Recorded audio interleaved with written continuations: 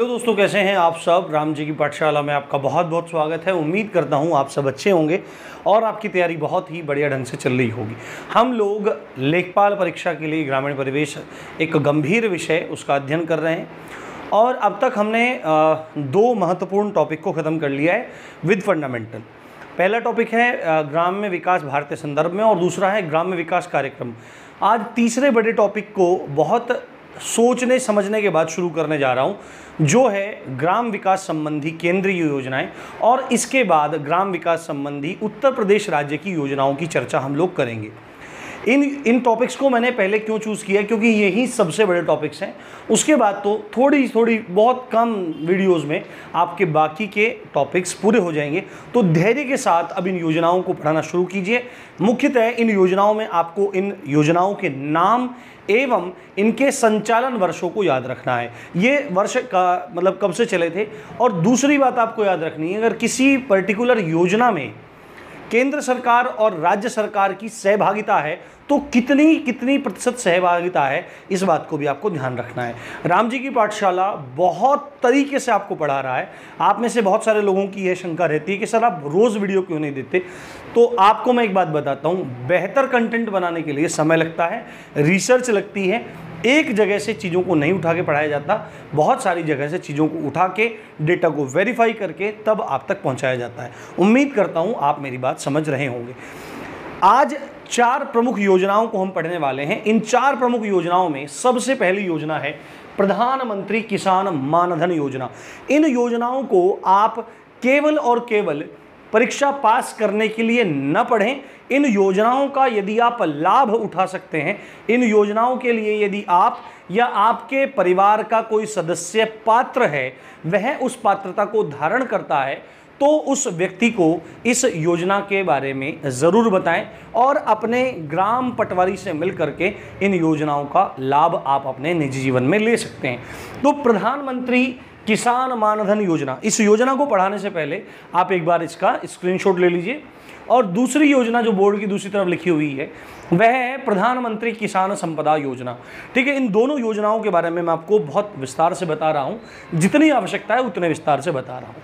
प्रधानमंत्री किसान मानधन योजना को एक एब्रीविएशन में शॉर्ट फॉर्म में PMKMY लिखा जा रहा है। PMKMY खासकर आपको इसका विस्तृत रूप पता होना जरूरी है। परीक्षा में 4 ऑप्शन देके कुछ भी पूछ सकता है और आप छोटी छोटी चीज़ों में इधर उधर और मिलते जुलते ही आपको वो वर्ड्स देगा, शब्द देगा, जिनमें आप कंफ्यूज हो सकते हैं। केंद्र सरकार द्वारा 1 फरवरी 2019 में यह योजना किसानों के लिए लागू की गई थी। आप एक तरह से कह सकते हैं यह एक पेंशन योजना है। क्या पेंशन योजना है? भारत में लोग सरकारी नौकरियों की तैयारी करते हैं एक स्थायी रोजगार की तरह से, जॉब सिक्योरिटी को ध्यान में रखते हुए। अब 2005 के बाद लगभग सभी राज्यों में, पूरे भारत में कुछ विभागों को छोड़कर, खासकर सेना को छोड़ करके सभी विभागों में पेंशन जो सुविधा है वह बंद है। उससे पहले जो कर्मचारी लग गए थे उनकी पेंशन योजना अभी तक चालू है, परंतु 2005 के बाद ही पेंशन योजना समाप्त हो गई है। पेंशन की जो प्रणाली है वो समाप्त हो गई है, उसकी दोबारा उठाए जाने की बातें अब चल रही हैं। परंतु एक किसान जो कि सरकारी नौकर भी नहीं है, उसको वृद्धावस्था में आर्थिक सहायता देने के लिए, उसकी सामाजिक सुरक्षा के लिए किसानों के एक नियत वर्ग को, जिसको लघु एवं सीमांत किसान कहा जाता है, उनके वृद्धावस्था को संरक्षित करने के लिए यह योजना आपके सामने आई, प्रधानमंत्री किसान मानधन योजना। लघु एवं सीमांत किसान एवं बृहद किसान। किसान 3 प्रकार के हैं मुख्यतः, लघु, सीमांत और आपके बृहद। इनकी व्याख्या मैं पहले से कर चुका हूं, परंतु आप अब अभी इतना जान लीजिए कि लघु एवं सीमांत किसान वो हैं जिनके पास 2 हेक्टेयर से कम भूमि है।